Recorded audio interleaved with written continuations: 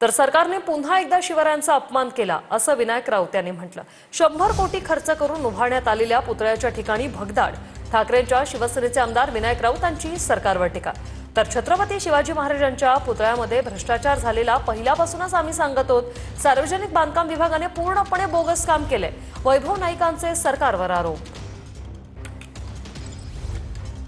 जवळजवळ 100 कोटी रुपये खर्च करून राजकोट येथे ज्या छत्रपती शिवाजी महाराजांच्या पुतळ्याची उभारणी केली आणि या महाराष्ट्राचे मुख्यमंत्री देवेंद्र फडणवीस आणि गद्दार गटाचे उपमुख्यमंत्री एकनाथ शिंदे यांनी वाजत गाजत त्या पुतळ्याचं अनावरण केल्याचं जाहीर केलं। आज बरोबर 1 महिन्याने पुन्हा एकदा त्या पुतळ्याच्या आजूबाजूला भगदाड पडलं आणि पुतळ्याच्या अस्तित्वाला धोका निर्माण झालेला आहे। छत्रपती शिवाजी महाराजांच्या स्मारकामध्ये पहिल्यापासून भ्रष्टाचार झाला आहे हे आम्ही वारंवार सांगत होतो।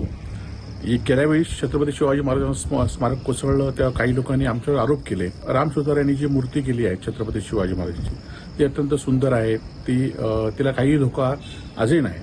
परंतु आजूबाजूला जे PWDने काम केलं, जे पहिलं काम केलं होतं आणि नवीन काम केलं ते पूर्णतः बोगस काम केलं। या कामामध्ये मोठ्या प्रमाणात भ्रष्टाचार झालेला आहे।